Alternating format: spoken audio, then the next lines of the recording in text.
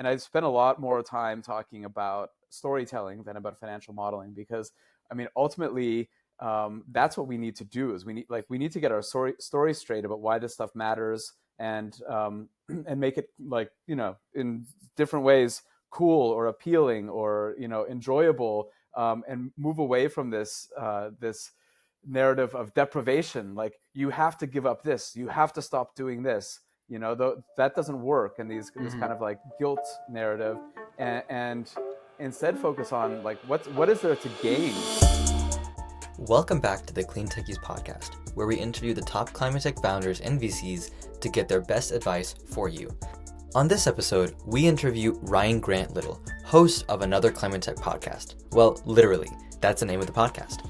We dive into many of the topics that have been interesting to us throughout the year, many of the things to come, and some of our favorite stories throughout our time hosting great innovators and entrepreneurs. We really hope you enjoy this different format of episode because we had a fun time recording it. Thanks so much for listening and enjoy the episode. A quick reminder to check out Ryan's podcast in the description. We really hope you enjoy it. Shout out to our sponsors, Net Zero Insights. Net Zero Insights' mission is to enable the transition to a sustainable future by giving decision makers access to the leading market intelligence platform on climate innovation. Through the Net Zero platform, Net Zero Insights provides high-quality data and insights on the climate tech venture market by being the best at tracking organizations and funding rounds. I personally have had a great time using this to prepare for the podcast and researching companies, funding rounds, VCs, and the latest I need to know about the climate tech ecosystem. Use the link in our description to schedule your personalized demo with the team and claim your 10% discount. Thanks again to the Net Zero Insights team for sponsoring this show. Hey there. Are you building a climate tech business and looking for very specialized talent? Consider reaching out to our sponsors, NextWave Partners. NextWave are experts in talent acquisition, recruitment, and retention across the climate tech, renewables, and ESG spaces globally. So if your team is growing or you're looking to make a career change yourself, feel free to reach out to NextWave at next-wavepartners.com or reach out to one of their consultants directly via their LinkedIn page. All right, welcome to the show, Ryan. How are you? Great, Somil Silas. Great to see you guys. But this is going to be a very, very fun episode for us. I feel like we do a lot of time behind the questions, but now we actually get to do a little more of the talking.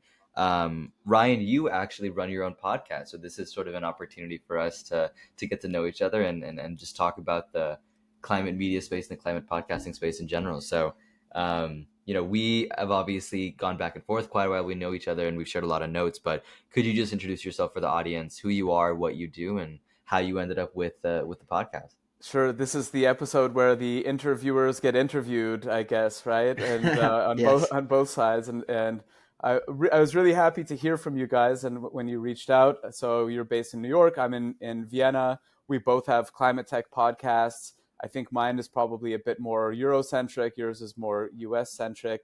My podcast is called Another Climate Tech Podcast. Maybe aptly called that. And the reason I did it, so I'm an investor, advisor, consultant in climate tech, and I just get to have really interesting conversations with people all the time, whether they're activists to investors to people in the arts, and of course, lots of founders. And I thought, wouldn't it be cool if I could just hit record once a week and put one of these stories kind of out there? There are so many podcasts that interview founders of tech companies and SaaS and these types of things. But we don't really celebrate a lot the people who are kind of what I talk about as like solving the problems that really matter, and that I talk about this podcast as being interviews with the people who are trying to save us from ourselves, and they tend to be very selfless people who are working in labs or not on the covers of magazines, but doing some of the most important stuff in the world right now, given our climate crisis. Yeah, I think it's pretty interesting. A lot of people criticize people for making another podcast and all these things, but I think that some people just overlook how much fun it is to actually get to talk to people, and it's also for people like myself. When I started this, like, it was a really good reason to get people on the phone so I could actually talk to them and learn, right? Because people do like to talk about themselves just a little. one of the things I tell people to do with the episodes is look, this is your 30 minutes of explaining what you do, telling your story. And so now when, when people, especially in Europe, get a lot of requests from bachelor students like who are interested in climate tech, or kind of they want that 30-minute Zoom to hear kind of the 101 about what you do. And I said, now you've got this in the can, you can basically just put this in your email signature or send it to people and say, listen to this first. And if you have any follow-up questions, then send me an email. And I've had people, some of the early guests on the show are like, you don't know how many hours it saved me now that I've done this interview. So I feel like, we're telling stories for people in the sector. So that's a service in and of itself, but we're also saving time, right? So that they don't have to tell the same story over and over, one-on-one. Yeah, there's so many things you can do with that. Yeah, I totally agree. That's a really good way. We should probably tell some of our guests that as well. I'm gonna tee up a question for the both of you. So this is gonna be a bit of a breaking the third wall. I feel like I'm gonna have a lot of fun hearing this. So for Ryan, why the 30-minute episode? Like, why the shorter episode format? And then Silas, I'm gonna have you directly say something negative about it. I'm just kidding. You defend the hour and a half long format. I'm just interested to highlight that for the audience, the stylistic choices there. Hey there, thanks for listening to this episode. If you made it this far, it's likely that you're enjoying the show, so I wanted to ask your help. If you're enjoying it, please give us a review on Apple Podcasts and share with somebody in the same industry who might find this interesting. And if you're interested in getting summaries of these episodes, go subscribe to our newsletter that comes out on LinkedIn and Substack. Links can be found in the description. Thanks for your help in growing the reach of this show. I don't know if I could prepare an hour and a half of talking every week for it, and I'm a huge podcast listener myself, and I love 30-minute episodes because it's always like it's just the right amount of time for me to do whatever I'm gonna do. So that kind of seems to just work for me. But to be honest, like I don't know. I mean, I tend to. Maybe it's because I'm a one-man operation, both with the podcast and in my business and everything like that. Time is really of the essence. Time is the resource I have the least of. And so I guess that's sort of just a natural thing for me. And I try to keep a lot of my meetings to 30 minutes. So it's just kind of like a comfort thing, I guess. And, some of them will run a little bit longer, but maybe I don't have enough to say. How did you guys decide on the longer version? Yeah, I mean, I think for me, so originally we were doing mostly just 1 hour episodes, and that was the way I looked at it originally was, hey, let's do it. It's long enough that you can actually build a rapport with somebody, and you can actually get a pretty good amount of stuff covered in that time. But it's also not too much time commitment. But with going with the hour and a half episodes, what we've realized with especially with the VCs is there's a lot that is not said, and we miss a lot of things, right? So if we're going to get them once in every couple of years, right? Because we only have so much time as well to interview them. We're going to try to get as much out of it as we can and really get some holistic viewpoints on what's going on. Because my favorite episodes of podcasts are actually generally longer ones, right? I really do like when it's a really good guest to listen for a long time, because if they're really good, it's just like a good book, right? They say you want to read the good books, you don't want to just read any book, right? So that's kind of how I look at it with what we're doing now. Is I really believe that some of the people we're getting on are just truly incredible thought leaders in the space, and we should hear more from them, not just an hour, because we can't get through their story plus what they think about their thesis and then also the insights to the market in an hour, right? It just doesn't work. That's probably, I mean, that's a really good point, and you're right. I mean, you do get to kind of like ask that second why and kind of go deeper. I guess I should say also that I generally do talk to them for an hour. It's just that the episode is half an hour, and I use it because I'm investing. I've made a lot of investments. A lot of the people I'm talking to are people I know and I'm working with in different ways. And so a lot of times I'll book an hour with them, and we'll talk for half an hour, and then we'll record for half an hour. And it's kind of more like, what are you working on? What are you excited about? Where can people reach you? So I guess, maybe that's a core difference is I'm not aiming to go too deep, and a lot of it's kind of like introductory to different topics or different things that folks are working on. That makes a lot of sense. I can also add an additional point, which is one thing, kind of plugging our new format, which will be hitting the audience. I think by the time this episode is out, it'll already be live, but this is something that we're rolling out new, which is an hour and a half long episode, and I think that's why it's topical for us.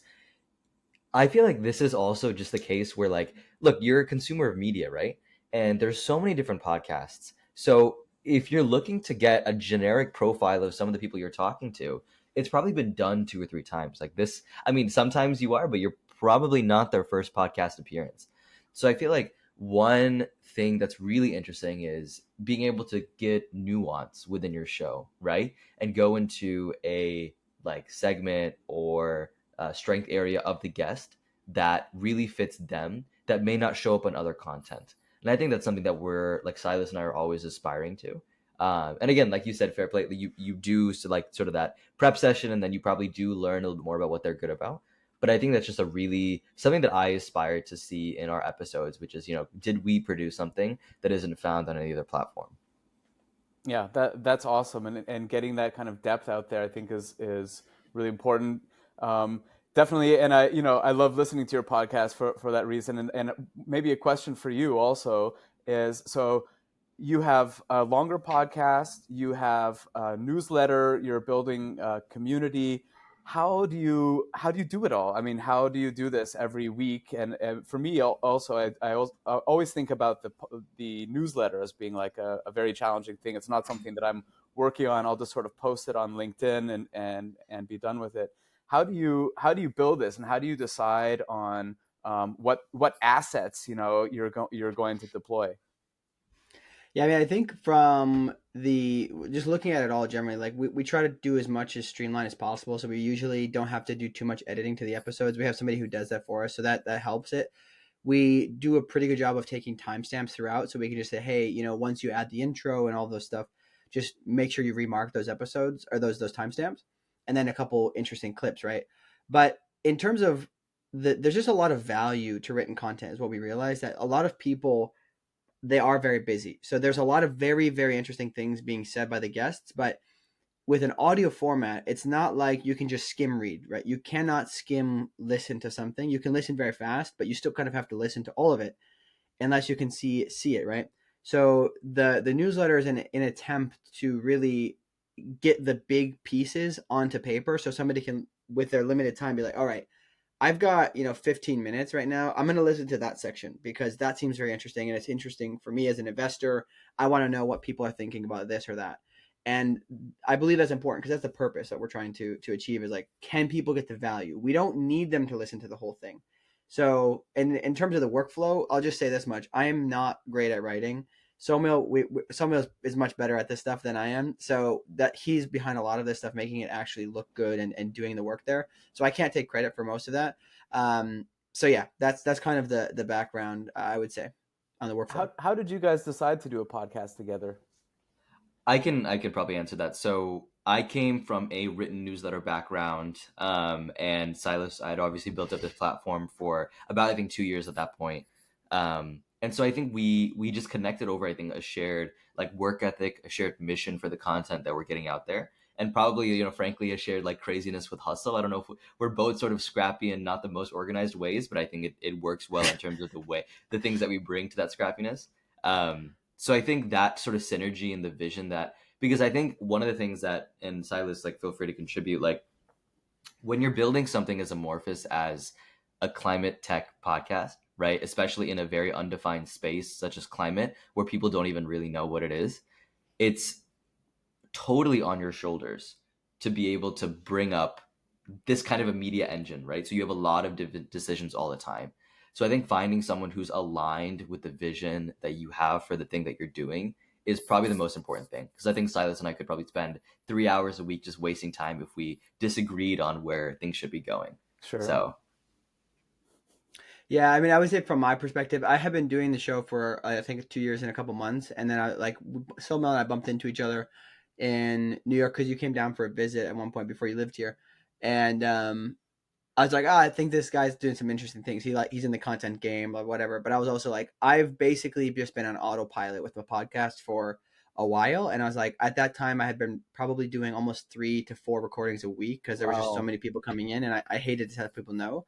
So I was like, I just want help with this, right? I want somebody who can help me do these things and hopefully eventually make money with it. I will say it because it costs money to make a podcast, right? So ideally start making some money with it. So yeah, and I think it's been great because our growth has been pretty substantial since Somil joined. So I'm pretty sure that's mostly due to him.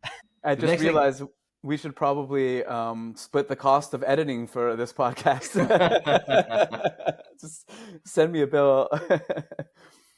Well, We'll take you that's up really on cool. that. I'm kidding. That's really cool. And you're both based in New York City. And what else? I mean, what are the other things that you do? And probably your audience knows this pretty well, but mine won't. Like, what else do you do with your with your days if this isn't paying the bills?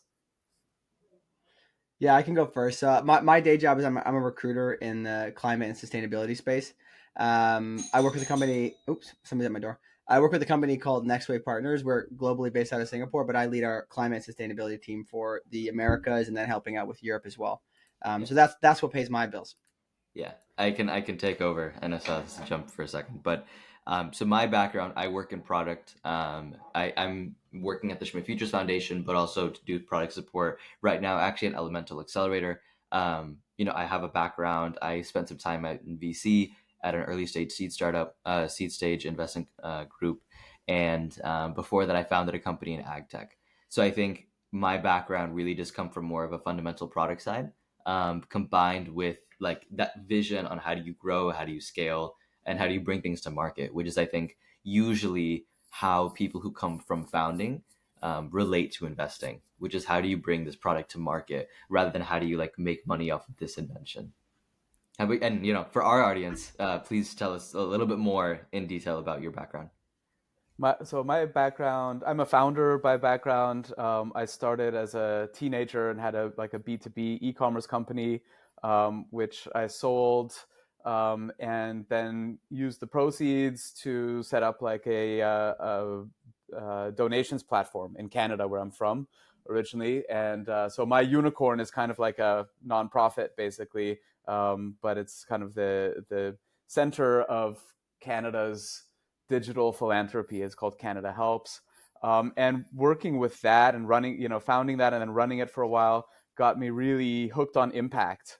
And that impact kind of shifted, or I mean, it was always very much focused on environment. So I was the kid who was an insomniac because I was worried about global warming, before it was cool to worry about it. And that's never gone away. That sort of climate anxiety and seeing that the numbers just don't make sense. And back then it was like we were talking about the ozone layer and acid rain. I've got a few years on you guys, um, and that never went away. And then in the mid 2000s, I decided I wanted to get into renewable energy and built a biogas company that we sold in 2010.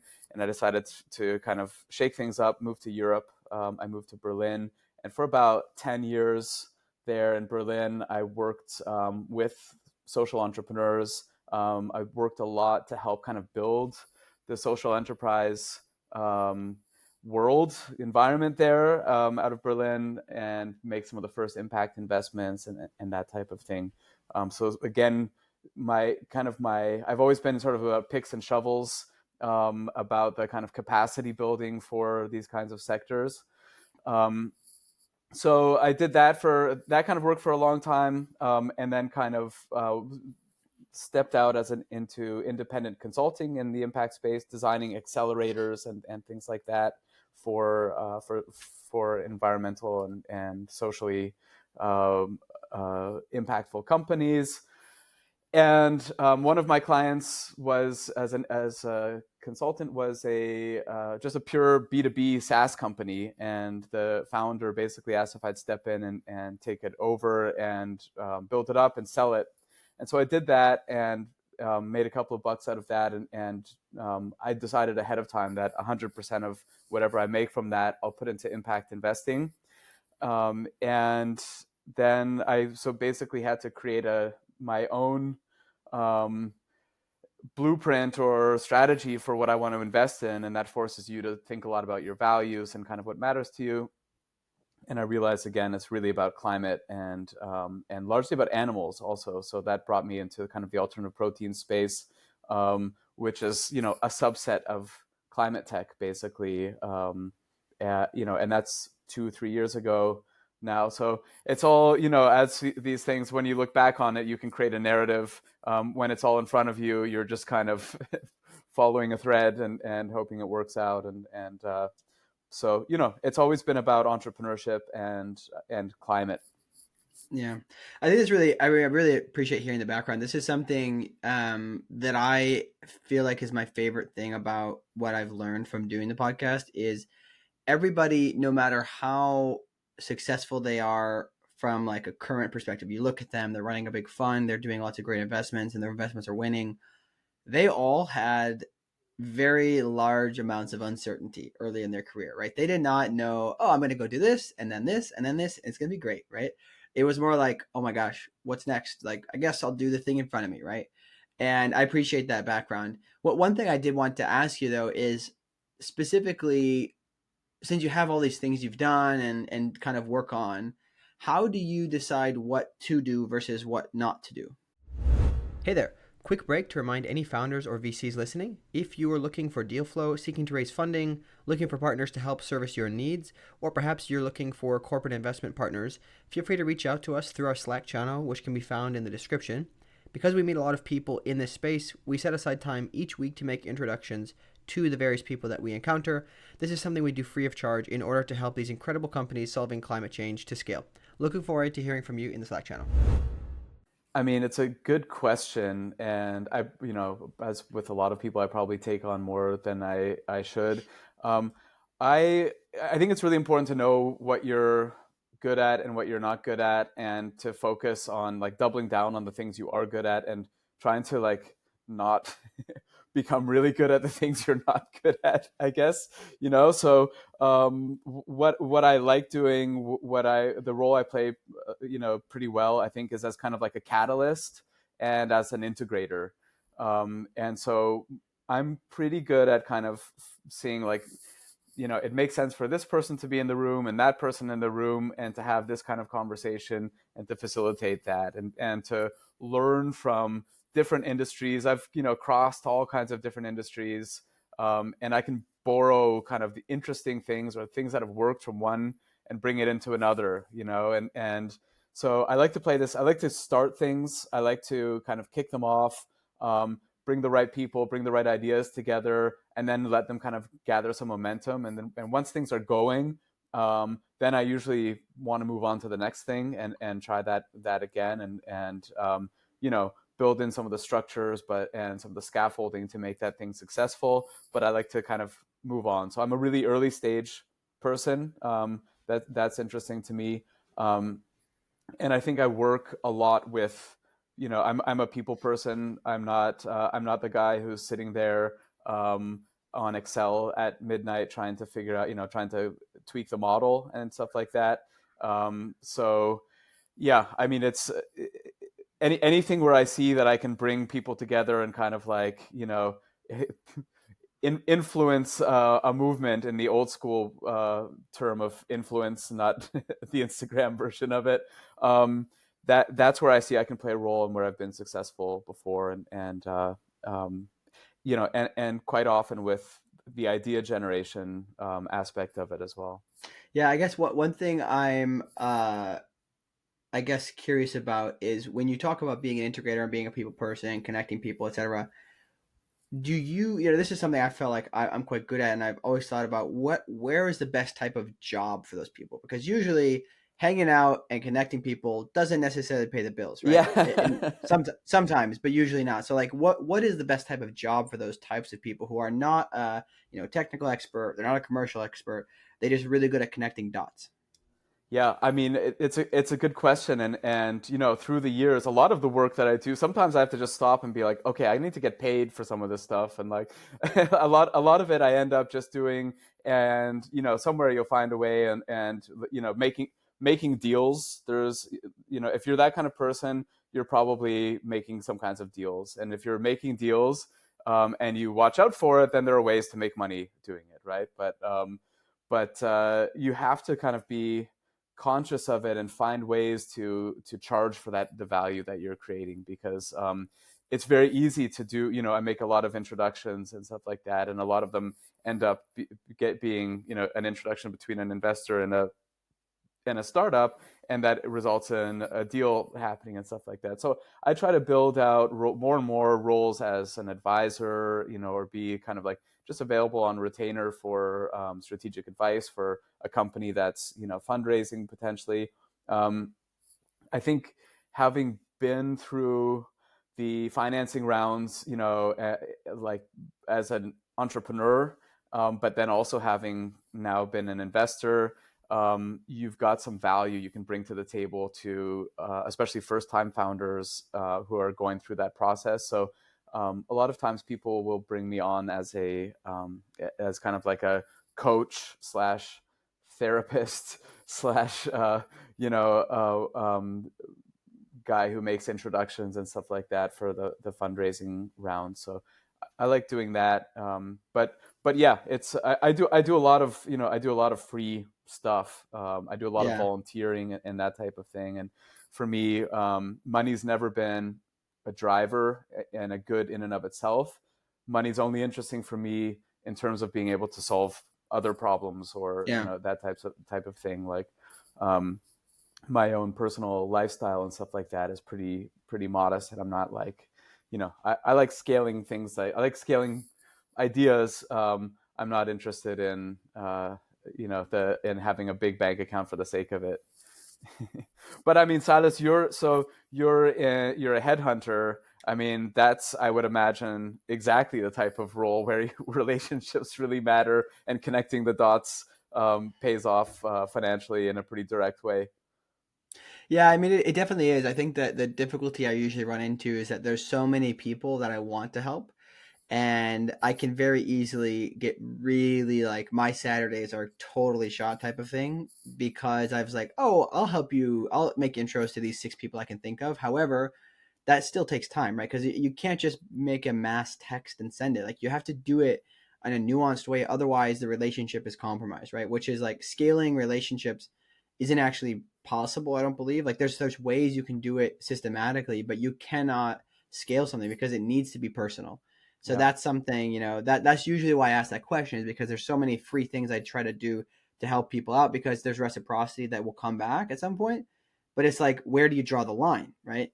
Yeah, I mean that's a good example, and this classic thing of could I borrow a half an hour of your time? And it's like, okay, but that half hour is then like, but can I then send you my deck when I've redone it, and can you make these intros? And this thing, it sort of becomes this amorphous blob, and it's a forever commitment for the rest Yeah, of their lives, kind of thing. So that becomes so really true. challenging. I do a lot of coaching and accelerators as well. Like accelerators will hire me to do pitch coaching, or to do investment readiness, and those are just basically excuses to jump in on a startup's strategy overall, right? But one of them, one team was talking to me recently, and they're like going through their auto emailer, CRM thing, and trying to go through is this good language to send to a VC? And I'm like, maybe, but it's not good language to send to your list of 800 VCs. Like, that's not the approach. Like, well, what if we tweak it like this? And I'm like, it's not, the point's not to tweak it. The point is, get a warm introduction, or follow these up, or figure out what this investor is really interested in. But indeed, it's not an issue of technology. It's an issue of political capital. And, Yeah, in the end, all of this stuff, so much of it comes down to relationships. And that's because, that's human nature, right? And it's important yeah. it's none of this is a technology issue. Yeah, my first boss, his biggest thing to me was, he was like, the number one asset in business is contacts, right? He started a company with like $300 and sold it for 100 million. And it was because he was like, he knew somebody, right? He was able to go and get some kind of contracts and stuff like that. So yeah, I think it's really important. And this is something I, kind of fundamentally, or maybe it's philosophically struggle with, is that in this age of all this technology and AI and everything, it's like, human connection is needed more than ever, especially if you're going to solve problems and do things and partner with other people. But people are all trying to find shortcuts. And I think that for some reason, the newer generation of entrepreneurs, generally speaking, doesn't realize that there is no shortcut to just talking to people. I mean, the junior candidates I talk to, there's so many of them. I try not to talk to them as much anymore. I made some blog posts to send them so they can, like, here's my advice, but in a blog post. Saves me 30 minutes. And none of them, almost none of them, network with people ahead of time. They only network when they need a job. And I'm like, okay, that's the purpose, because now you're coming asking for something rather than giving something. And that is the exact reason why people don't want to take your call or my call, because of you, right? Because of these people who are just asking. I think there's like if for some reason we get on the radar of the All In podcast, I will say I might be misquoting them, but I think I either heard this there or came across this in writing about like our generation of 25-year-old Yeah. entrepreneurs, and how there was this like swath of like, again, like mid-20s level entrepreneurs. Bill Gates was earlier, Mark Zuckerberg, just this swath of people who sort of changed the industry at the young, like within their mid-20s, and part of it was their ability to dream different and think different, and asking, where is that in this day and age? Entrepreneurs are generally trending older. One thing I find interesting is that is also what is like a core tenet of venture capital, which is, even outside of the advice, even outside of the way that you can help a company like survive some tough times, it's, I'm a VC who can introduce you to 20 customers. I'm a VC who can introduce you to your acquisition partner. So I think networking as an industry has also become more institutionalized. That's something that I feel, especially if you look at, and this is something that, I have a real passion in, I think Silas has, we've talked about in the past. If you look at how other entrepreneurial ecosystems work, so take East Africa, for example, you see in places like these where the sophistication level of the capital stack is just not as strong, and especially related to climate tech, like there's momentum, but there's not as much as you see as like the IRA.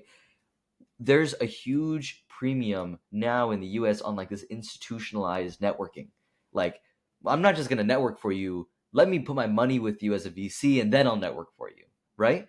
And so I think that's done something to the entrepreneurial ecosystem where it's put up these guardrails and, and I wouldn't say it's stifled innovation, because, the point of venture capital is to invest very risky solutions.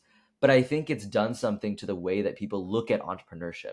And now entrepreneurship isn't just building a company and getting into market. It's, you have an idea, you go to an accelerator, you go to an incubator, you then talk to a VC, you then build a product, but don't really build a product because you're still trying to sell it, right? And we're probably propagating some of this, but there's almost a formula to it, which I think is taking away from the actual ability to create this like momentous generation changing technology. Well, and it comes back to Silas's point about shortcuts also. And like, I mean, the risk is that people spend too much time reading top 10 hack lists on LinkedIn about how to secure VC money, and less time, fiddling in the garage on the product, right? And that's, so I think, the older vintage of entrepreneurs maybe was, like spending a little more time on the thing itself and a little less of the meta time of like, wondering what it means to be a founder, and like joining the founder club and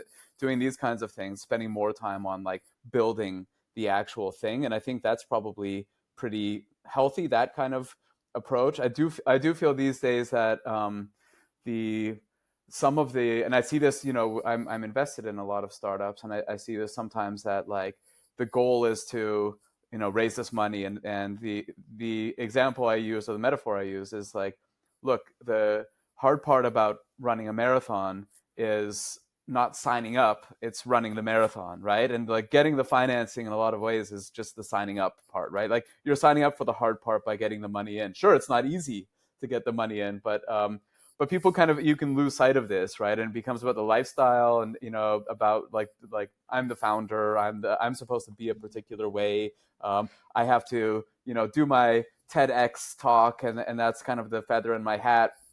But and Somil, as a product guy, like that like what it comes down to is you have to have a good product that's that's a solution for a problem that exists and has product market fit and stuff like that. And then then the goal of the entrepreneur is like sell the thing, scale the thing, right? And it's like this is important, make it real, right? And Yeah. So, but I can imagine, I'm pretty sucked into LinkedIn, and you see a lot of it there.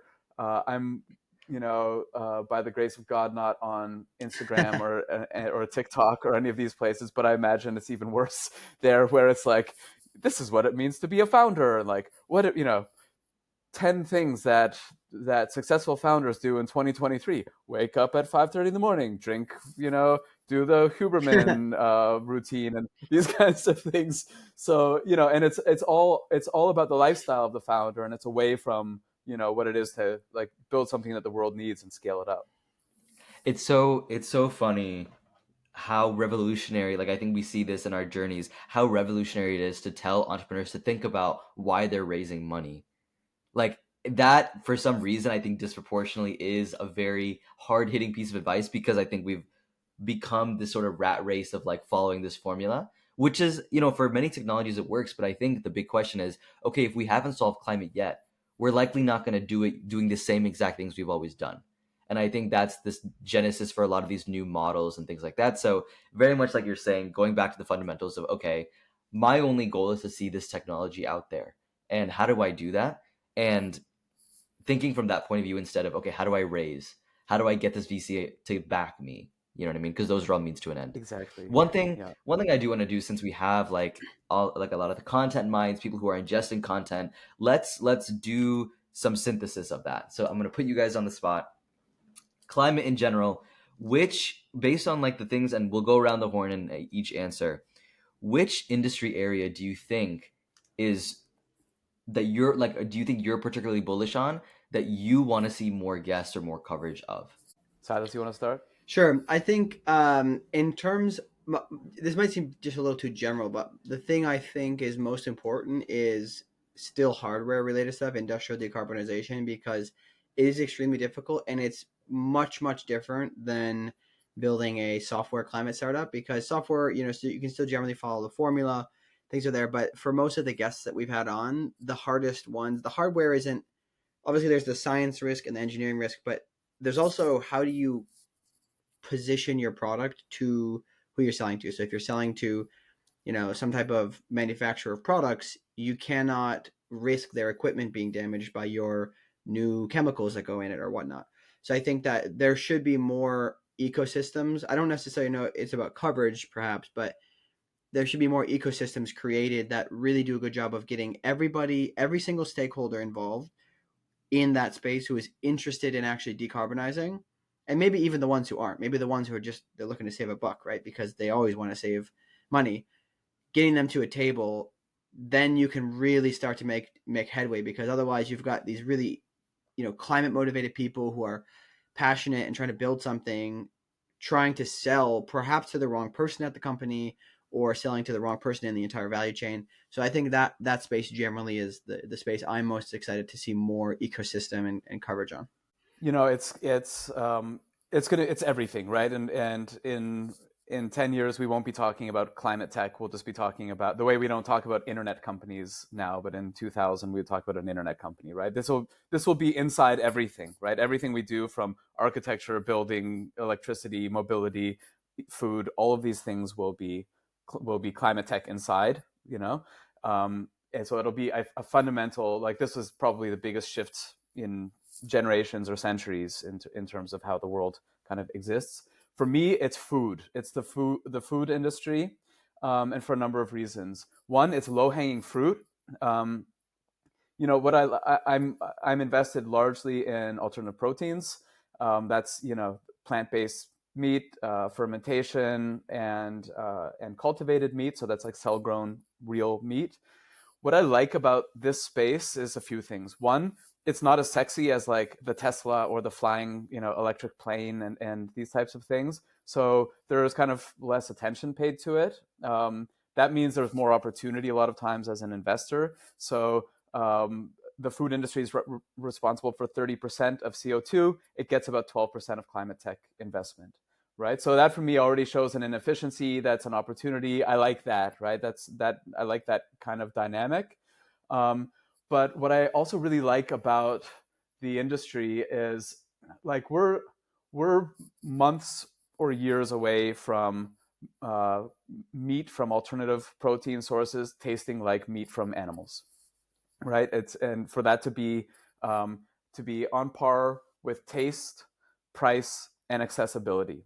Um, it will be healthier for a number of reasons, and it'll be better for the environment. But people don't care about that fundamentally, right? They'll say they do, but they want it to be cheap, taste good, and be easy to buy. And so that that's going to revolutionize the entire food industry. It's not going to disrupt the meat industry as it is right now. It's going to transform it because it's going to be with the Cargills and the JBSs, right? It's going to be with these companies, and we see them, investing in it when they're not trying to fight it. It's just still kind of like the schizophrenic approach to it of trying to fight it, but also trying to accept it. The same way we see kind of some of the oil and gas companies with renewable energy. They're like investing on this with this pocket and funding lobbying groups to shut it down on with the other pocket. So we're going through this kind of transition.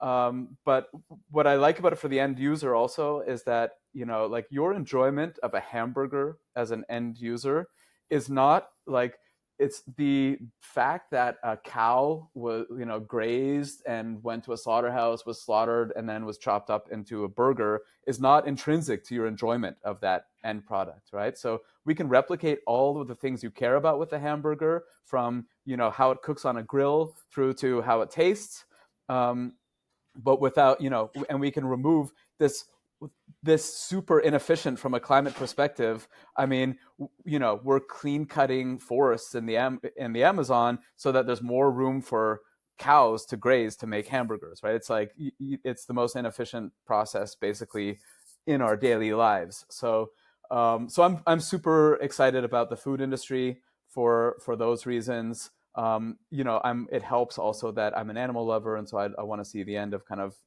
the suffering that comes from factory farming. But yeah, as purely from a financial perspective and from a climate perspective as well, I see tons of opportunity there. What about you, Somil? I have a follow-up question I want to ask just about that, but to round out the point, I'm going to say something probably a lot less inspirational, a lot less relatable. I think I actually would love to see a lot more green hydrogen coverage. And the reason is that, to me, what the point of coverage and venture is to see an investment on those ideas that are high risk, high reward. And so green hydrogen is an example. So I'll just kind of paint the picture a little bit. Green hydrogen is this technology that has massive upside if it works. But the issue is right now it's not an economically viable, or frankly, like a very safe process at scale. But that's the thing, which is that, if you look at the top three things that matter most about why not to do green hydrogen, I read a report about this recently. It's high cost, the process to do it, high cost, high energy consumption to break apart the hydrogen and the oxygen, which is how you get the hydrogen fuel, and safety. I mean, just its combustibility. Each one of those things, I would say, especially based on what we've seen, are areas where you can have a lot of innovation. And the upside is this very clean, sustainable fuel that you can store. It's very easy to store hydrogen. By very easy, I'm not saying this as an expert, just for the audience. But I think that's something that I would love to see a lot more coverage on, because it's the kind of things where I see the challenges being something that's very solvable in terms of large like things you can invest technology into and money into. But the upside really gives you this energy source that solves a lot of our problems systematically in terms of how we get our energy. So I think that is an area that I would love to see more coverage, kind of flipping the angle instead of being from relatable to being something that people aren't thinking about, or at least maybe disconnected from, because it's not an EV charger, because it's not a grid optimization, because it's not a food item that you can relate to day to day. So something that's out of sight, out of mind, but I think should be in existence. And are you covering that? So that when you say more coverage, are people talking about this on your podcast as well? Do you have guests talking about this? It's been a second. Well, this is a plug for any. It's been a second. Yeah, I I was think gonna say this is a plug for we've any. had a couple in the past, but it's been a second since we had it. Yeah. So this is a plug for any listeners who are green hydrogen builders. Please reach out. But no, I think that's something that it's come to light as a reason because of the new legislation released by the Biden administration. I won't quote the exact number, but it was a fairly large investment into green hydrogen. So I think that's put this topic back on the radar of many people. And so I think that's where, especially, I've been drawn to it again recently. Very cool. It's an area I don't know too much about. I mean, I know the fundamentals of it, but yeah, I mean, I like to start at kind of some of the easier things, and also, just electrifying everything, I think, is also a huge opportunity. But I wonder what your thoughts are on. Um, have you looked at kind of the math of replacing all the carbon, or all of our kind of dirty electricity production with renewable energy, and what the carbon footprint of that, and what we need to use in terms of dirty energy to replace all of that? I mean, can we still hit, even 2 degrees Celsius if we completely replace the grids in countries like the US with renewable energy? I wonder if you've come across any of this kind of math. I'm really bad at math in the first place, so definitely not my thing. But I will say one of my good LinkedIn posts had math in it, so maybe I should do that math more. But the point is, I don't know. I think it's very difficult. There's probably some much more qualified people to answer that question. I haven't seen anything in particular around it. But what I did have somebody recently mention to me that I thought was interesting was the time value of carbon. Yeah. It's much more, obviously it's better to reduce carbon now than later because it's worse now, right? So if we can it's more expensive, we can put more money into it now. That's the only thing I've heard on that topic, but I don't, again, not an expert when it comes to the math stuff. So maybe Somil's got an answer for us. So how many episodes have you guys done so far with the podcast? We've got released as of this recording 132. Wow. Okay. Let me ask you. So are you more bullish on our solving the climate crisis now, or before you started the podcast? Um, I don't think it's changed much, to be honest. I'm extremely optimistic. Generally speaking, I would say maybe more because there's a lot of people who seem to be figuring out the hard stuff, right? So until I really feel that genuinely until earlier this spring, nobody was talking about systematizing how to really build hardware startups because we got to the point where we were able to do it with solar, right? Solar is a hardware thing, and it worked partially because of subsidies in the beginning, and then the costs came down and everything. But I don't think people really use it as a blueprint too much. And when we talked to Hmm. Keyframe, I think that was in April. Keyframe was were the first people that I heard of kind of pairing this project financing and debt with venture funding, with equity funding. And then we kind of fast forward to Climate Week and Third Sphere. That episode will be out by now with Sean. Um, did an amazing presentation on they called it the escalator of impact, I believe, right, where they kind of broke down all the different capital structures to use. So in that regard, I'm more bullish because there's a large amount of sophistication going into it, and people are willing to set aside. It's very clear they're willing to set aside um, some of the insecurities that I think traditional venture had because this is mostly something I learned from Sean, which is that he's like, hey, listen, VC guys created this language to keep the private equity people out of the room, so they had no idea what's going on, right? And Hmm. I think that combining the two together to basically take early stage tech and a hardware space as quickly as possible to the point where it's like a divert where the private equity can come in and make it funded easily. It's a high quality return. That should be the objective, right? It should not be the objective to go and raise more equity, right? You should just get it to a really high quality product and then you can scale it very quickly. So that's the thing I've learned, and that's why I guess I would say, generally speaking, the short answer would be I'm slightly more bullish, but not necessarily substantially. I think for my perspective, I think, also it's been a slightly shorter time for me being in this space, but even in that time, I think more than being bullish or not bullish, it's really interesting to see the direction that climate tech is going and where people are putting attention. I think my personal thesis, which is related to finding the innovative financial model that'll support climate tech, I'm really inspired to see that that's becoming like a very, very pertinent part of the conversation, that people understand systematically you have to incentivize it. And people are also systematically being like how should I say, conscious of the industries that don't do what they're supposed to do. So that's related to ESG, voluntary carbon markets, things like that. People are having active dialogue of, hey, this doesn't work, right? So even if it exists, people are being conscious about it. So as far as how the industry is developed, I think we're in the right place in terms of understanding that we have to do something systematically. How long it's going to take to figure that out is, I think, very much dependent on whether we do it all correctly or not. So overall, probably a little bit more encouraged, just because you do get to see how many people are thinking about this with a platform like this. Um, but more than anything, it's more eye opening. So I think slightly more optimistic, but also slightly more humbled. How about yourself? It's complicated, I guess, but the simple answer is it's becoming abundantly clear to me that the technology exists, like we could do this, but the in so many ways I think we're the problem, right? Like people are not designed to cooperate at this kind of like global level to make things happen.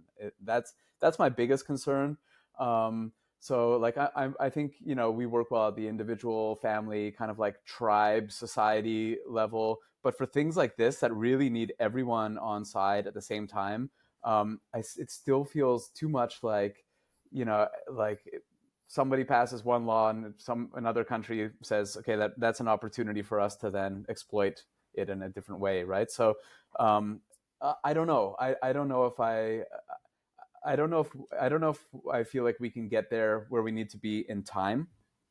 And of course, this is the existential issue of our time, but that doesn't mean it's front page news or top of mind and that type of thing. So it's become more and more clear that it's not an issue of technology, it's an issue of people Yeah, for I me. think that's really interesting to bring up, and this is something we don't have time to talk about it in depth with policy, but I think something I usually critique policy oriented people around is that you cannot force these things into being. You need to have some level of, you don't need to, but ideally you have some level of incentive.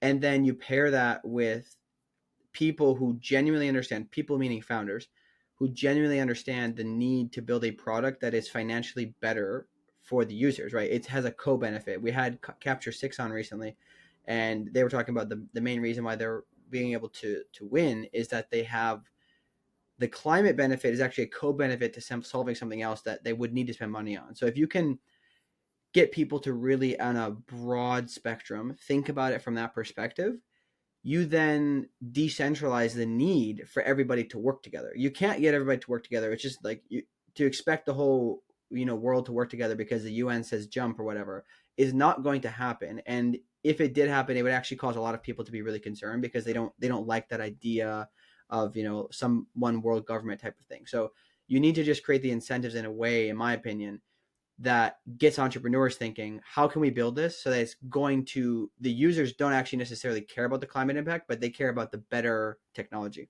But fair, I mean, that works in some cases, but I would be concerned about, I mean, the things like carbon pricing or these problems of the commons, right? They require, definitely incentives is the way to do it, right? Mm-hmm. It's carrots and sticks, but it's about you have to really get countries around the world to find some kind of operating Mm-hmm. system to that just allows the software to interact, right, to make this happen, to use just as a metaphor. But you can't have a price on carbon in half of the world Yeah. and then not in the other half of the world, and things will work, right? So there needs to be some kind of basic agreement on some of these things, and that's what I'm and it's possible that we get there, but you look at COP28 that's coming up in a couple of weeks and being chaired by the head of the oil and gas association for the country, and like I mean, that's not a harbinger of good things to come. and it's not signaling really well. But I want to, Silas, you mentioned something about, about the founders with having these solutions. Because I think a big part of this also is about storytelling, right? So yes, it's about having the better. I've seen a lot of really great solutions, and it's from engineers or from scientists, but they can't tell the story of it or why it matters, and they can't get people interested in it a lot of times. And so a lot of times I'll do these like investment readiness workshops, and people are expecting that it's going to be really heavy about financial modeling. And I spent a lot more time talking about storytelling than about financial modeling, because ultimately, that's what we need to do. Is we need to get our story straight about why this stuff matters, and make it in different ways cool or appealing or enjoyable, and move away from this narrative of deprivation. Like, you have to give up this, you have to stop doing this, that doesn't work. And this kind of like guilt narrative, and instead focus on like what is there to gain by nothing short of the survival of complex life on Earth. That it should be an easy story to tell. We need to look more to Lord of the Rings than to Excel. I really agree with this, and I think we've talked about this before the show, or last week, or whenever we had a catch up. And where I come from, people don't believe that climate change is an issue, right? Because they're like, well, it doesn't, solar, it only works because it's subsidized, all this stuff, right? They're talking about data from 20 years ago that's no longer true, and there's nobody willing to give them the time of day. I've talked to many people, and this was actually even 2 years ago, where like, oh, I don't bother talking to climate deniers anymore. I'm not going to try to convince them.